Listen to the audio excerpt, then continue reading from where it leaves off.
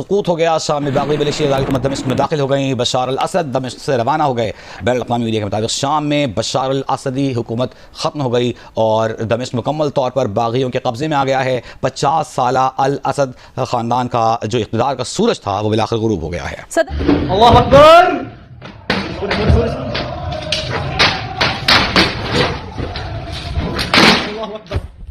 अल्लाह अकबर, अल्लाह अकबर। तो भैया अल्लाह अकबर वर्सेस अल्लाह अकबर। जी हाँ साथियों, सीरिया की बात कर रहा हूं। इस पे रीलें नहीं बनेंगी, इस पे मातम नहीं होगा, इस पे हाय तौबा नहीं होगा, इसमें जुमे की नमाज के बाद दुआएं नहीं मांगी जाएंगी, इसमें पूरे दुनिया के ह्यूमन राइट के संगठन सामने नहीं आएंगे, इसमें यूनाइटेड नेशन सामने नहीं आएगा। सबसे पहले ब्रेकिंग न्यूज आपको दें। शामी बागियों का होम्स पर मुकम्मल कंट्रोल हासिल करने का ऐलान। होम्स की फौजी जेल से 3,500 से ज्यादा कैदियों को छोड़ दिया गया। मुझे नहीं लगता कि ये लोग बशर को ज्यादा दिन जिंदा रहने देंगे। बशर बच गया, लंबा जी गया, वो उसकी किस्मत है। मुझे भी अंदाजा नहीं था कि हो जाएगा। मैं आपको वेरी फ्रैंकली और ऑनेस्टली बता रहा हूं। सडनली एक दिन आया कि रेबेल फोर्सेस इतनी एक्टिव हो गई हैं, आर्मर्ड कॉलम्स इनके चल रहे हैं, इनके टैंक्स चल रहे हैं, and I was absolutely shocked. कुछ ना कुछ तो कोई तो लोग होते हैं जो अंदर से दरवाजे का कुंडा खोलते हैं ना कि आ जाओ अंदर। अगर या तो ये बहुत बहादुर है या ये बहुत बड़ा देशभक्त है या फिर कुंडे इसी ने खोले अंदर से। डेमोक्रेसी उनके लिए नहीं होती जिनका रूप इंसान का होता है और स्वरूप हैवान का या जानवर का होता है। जो भी ब्रॉडकास्टर आप लोगों को यह बता रहा है कि यह अटैक इस मारे हुआ है क्योंकि अब हिजबुल्लाह, ईरान और रशिया फंसे हुए हैं, वो गलत बता रहा है। ये सारे आतंकी मिलकर एक दूसरे आतंकी को मारने आए हैं। बड़ी आसान भाषा में आपको समझा दूंगा। और सीज फायर ये इस मारे हुआ क्योंकि अब 13 महीने बाद शिया मुसलमानों को यानी ईरान को और हिजबुल्लाह को ये लगा बेटा सुन्नी मुसलमानों के चक्कर में यानी पैलेस्टीनियन के चक्कर में तुमने बहुत दिन नूरा कुश्ती कर ली, अब वक्त है कि जाके शिया भाई को सीरिया में बचाओ। इजराइल ने जो अटैक करा है ना वो बच्चों वाला करा है। ये देखो साहब, 3 लाख 1 लाख ये मार के बैठे हैं, लेकिन इनको कोई कुछ नहीं बोलेगा बिकॉज पूरी दुनिया में ना देयर इज अ ट्रेडिशन। आप नहीं ब्लेम कर सकते, ही इज अ मुस्लिम। पहले बोला कि ईस्ट वाला इलाका फॉल कर गया, फिर 2 दिन के बाद कहते हैं पूरा एलेपो गिर गया, and I was in a state of shock, but ये हो गया।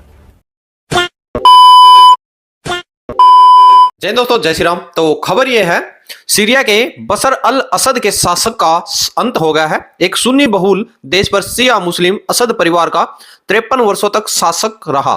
हालांकि किसी को अंदाजा नहीं था बशर अल असद के हाथ से सीरिया इतनी तेजी से फिसल जाएगा। असद इस वक्त अज्ञात स्थान पर है जिसका किसी को पता नहीं है। देखिए, सीरिया में तख्ता पलट के बाद हड़कंप मचा हुआ है। रविवार सुबह विद्रोहियों ने सीरिया को राष्ट्रपति बशर अल असद के शासन से मुक्त घोषित कर दिया। ऐसा सूचना है राष्ट्रपति बशर अल असद दमिश्क छोड़कर भाग गए हैं, लेकिन अभी तक इसकी कोई जानकारी नहीं है। दुनिया का कौन सा देश है जो उन्हें शरण देगा। सीरिया पर अल असद परिवार का 53 वर्षों से अधिक शासन रहा।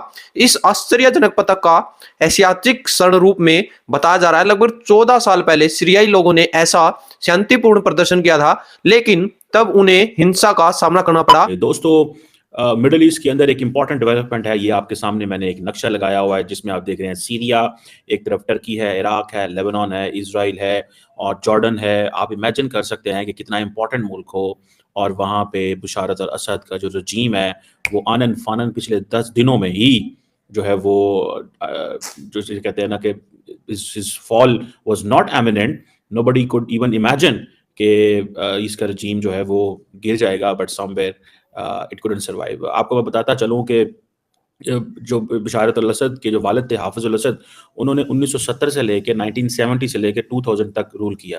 फिर उनके बेटे ने 2000 से लेके 2024 तक, ठीक है जी, रूल किया। एक तो बड़ा सीधा सीधा सा लेसन है, वो रजीम्स और वो रूलर्स जो किसी और के ऊपर डिपेंडेंट हो और अपनी पॉपुलर बेस ना हो, अपने मुल्क के अंदर से ताकत ना मिल रही हो और किसी के ऊपर बैरूनी ताकतों पर डिपेंडेंट हो, वो खत्म हो जाते हैं। और रशिया और ईरान दोनों सपोर्ट कर रहे थे सीरिया को, और दोनों ही उसको इन 11 दिनों में सपोर्ट नहीं कर सके, और समवेयर दे लॉस्ट बशार अल असद। अब बशार अल असद वहां से निकल गए हैं। इसमें पाकिस्तान के लिए क्या लेसन है मैं वो आपको बताऊंगा, बिकॉज हमारे लोगों को बड़ा शौक है कि अपनी फौज को कमजोर करने का। बिल्कुल फौज की को अंडर द सिविलियन अपरेटस होना चाहिए। इस पे मैं जो फौज का एक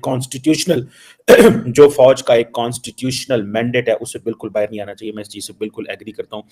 सीज फायर हमारे हुआ क्योंकि हिजबुल्लाह और ईरान को यह बात पता चल गई कि अटैक होने जा रहा है। तैयारियां तो चली रही थी पहले से, और अमेरिका इस मारे सीज फायर कराना चाह रहा था क्योंकि वो ईरान को और रशिया को सीरिया में एंगेज करना चाह रहा था, क्योंकि रशिया सीरिया में बड़ा स्ट्रांग है और सीरिया ने ही मेडिटेरियन सी में रशिया को नेवल बेसिस दे रखी है। ज्यादा मैं डेटा कम्युनिटी लाइंस की वजह से आप लोगों को नहीं दिखा रहा हूं। तो आनन फानन में ये सीज फायर कराया गया। और सीज फायर ये इस मारे हुआ क्योंकि अब 13 महीने बाद शिया मुसलमानों को यानी ईरान को और हिजबुल्लाह को ये लगा बेटा सुन्नी मुसलमानों के चक्कर में यानी पैलेस्टीनियन के चक्कर में तुमने बहुत दिन नूरा कुश्ती कर ली, अब वक्त है कि जाके शिया भाई को सीरिया में बचाओ। इस मारे ये सीज फायर हुआ है क्योंकि ये जानकारी थी कि किसी वक्त भी वहां पर अटैक हो सकता है। तो अमेरिका ने सीज फायर कराया इस मारे क्योंकि वो ध्यान सीरिया पे लगाना चाहता था, इजराइल को फ्री करना चाहता था।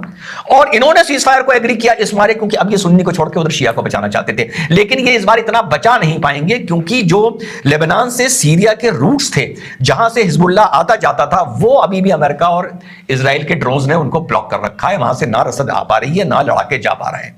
पहले तो हिजबुल्लाह सीरिया में ही बैठा रहता था सुन्नी मुसलमानों को मारने के लिए, अब जो तेरा मेरा रिश्ता क्या ला इलाहा इल्लल्लाह हो रहा है इजराइल और पैलेस्टीन के चक्कर में। तो इस मारे ये सीज फायर हुआ है कि भैया सुन्नी को छोड़ो, चलो शिया को बचाओ, वरना ऐसी की तैसी हो जाएगी। पूरा शिया एम्पायर सीरिया के दम पर बहुत स्ट्रॉन्ग पिलर है, हिल जाएगा। और ये जो हम लोग सोच रहे थे, मैं भी सोच रहा था कि ये सीज फायर हिजबुल्लाह के साथ इस मारे किया जा रहा है क्योंकि ईरान को बचाना है। हकीकत ये थी कि ये सीज फायर इस मारे किया जा रहा था यूएसए के पॉइंट ऑफ व्यू से क्योंकि सीरिया को बचाना है, और हिजबुल्लाह के पॉइंट ऑफ व्यू से ये सीज फायर इस मारे हुआ है क्योंकि सीरिया को बचाना है। और अब छोटे हथियार फिर बिकेंगे, फिर वहां पे खूनम कच्चर होगा, कुछ दिन के लिए विक्ट्री दिखा के अल्लाह अकबर करके शांति आएगी, उसके बाद ये जानवर फिर भिड़ जाएंगे। इतना सटीक एनालिसिस आपको अभी तक किसी ने बताया? जय हिंद, वंदे मातरम, खुदा हाफिज। बहरहाल 50 साल की बशर अल असद की जो दहशतगर्दी थी, टिरनी थी, वो खत्म होती है। ये भाग गया है। Dictatorship falls in 10 days। 10 दिन पहले भाई, 10 दिन पहले प्रोग्राम शुरू हुआ था, सब सोए पड़े थे। और कम से कम मैं जो जियोपॉलिटिक्स का एनालिसिस करता हूं, मुझे भी अंदाजा नहीं था कि हो जाएगा। मैं आपको वेरी फ्रैंकली और ऑनेस्टली बता रहा हूं। सडनली एक दिन आया कि रेबेल फोर्सेस इतनी एक्टिव हो गई हैं, आर्मर्ड कॉलम्स इनके चल रहे हैं, इनके टैंक्स चल रहे हैं, and I was absolutely shocked. ये पता था मुझे पहले से कि हां यहां पे ऐसी तंजीमें हैं जो काम कर रही हैं सीरियन गवर्नमेंट के खिलाफ। हम पढ़ते रहते हैं क्योंकि हमें पता रहता है, लेकिन ये एनालाइज नहीं कर पाए कि साहब ये अटैक हो जाएगा। This came like a bolt out of the blue. Rebel forces enter Damascus, यानी कि डेमास्कस गिर गया है, इनकी जो मेन राजधानी है दैट हैज फॉलन। ये अपनी बीवी बच्चों के साथ गायब हो चुका है, जो भी इसके कोर ग्रुप वाले हैं।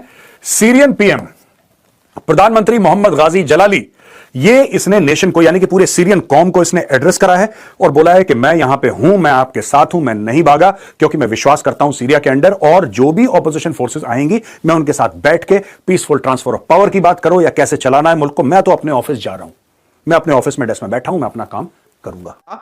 जल्द ही ऐसी खूनी गहरा युद्ध में बदल जाएगा। ऐसे में सवाल उठता है, अल असद परिवार का 1 हफ्ते पहले सीरिया के अधिकतर हिस्सों पर कब्जा था, इतनी जल्द कैसे खत्म हो गया? जो सीरिया है वो एकदम अचानक कैसे खत्म हो गया? भाई हर व्यक्ति है आज इस चीज को लेकर चिंतित है और चर्चा कर रहा है। देखिए बात कर लेते हैं। तो जो सीरिया था वो विद्रोही अंदर ही गुट थे उसके, और आप लोगों ने पूरी जो चर्चाएं देख ली है, सुन ली है, यानी कि शिया और सुन्नी दोनों की वहां पर लड़ाई थी, जो जंग थी वो चली है। और जो अभी उसका राष्ट्रपति है वो मेरे ख्याल में वो कहीं ना कहीं जो है वो रशिया के किसी देश में या रूस में वो जाकर शरण जरूर लेगा। और अमेरिका है, देखिए भाई अमेरिका की ये पहचान होती है कि अमेरिका पूरे तमाम वर्ल्ड में है जो आज अपने हिसाब से जो लड़ाइयाँ जंगे हैं जो चलवा रहा, इसीलिए आज वो भारत से कट रहा है, क्योंकि भारत जो उभरता हुआ देश है ये कहीं ना कहीं आने वाले समय में मोदी जी का जो 1947 से लेकर जब 100 साल होंगे 2047 में, वो सपना है कि विश्व की सबसे बड़ी सुपर पावर भारत होगा। तो उस चीज को लेकर अमेरिका घबराया हुआ है।